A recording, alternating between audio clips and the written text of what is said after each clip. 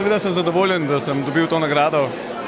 Lani sem dobil neko pohvalo, se mi je tudi zdelo fino, zdaj pa pač nagrada. No. Tako da ja, sigurno je motivacija za naprej. Všeč mi je, da so prepoznali v tej fotografiji nekaj, nek presežek. No. Vsekakor je neka pritrditev dela, ki ga upravljam.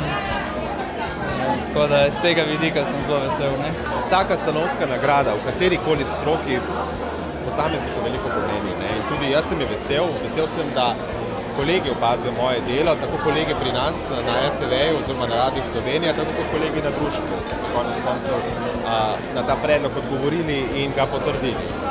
Tako da vsaka nagrada na nek način je priznanje za opravljeno delo, ampak neke vrste obveza za naprej. Tako da rekel bom, da je to neke vrste stimulacija, no? In se bom trudil upravičiti to nagrado tudi v prihodnje. Pomeni veliko, ker od stanovskih kolegov, pomeni veliko, ker smo nova oddaja, od marca smo, pomeni veliko, ker je priznanje, pomeni veliko, ker je v bistvu neko dokazilo, da smo na pravi poti in pomeni veliko, ker je to naša zaveza za naprej, v katero smer iti.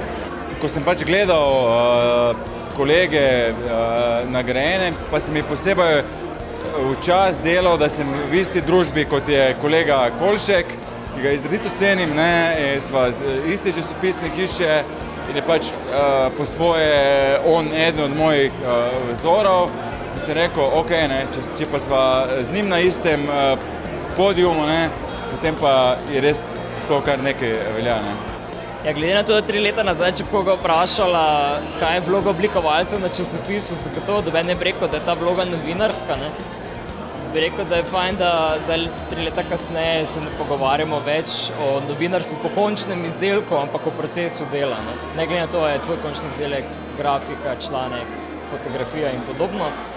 Pa seveda je to popotnica za tiste, ki pridejo za nami tudi, iz različnih pač ozadij v medije.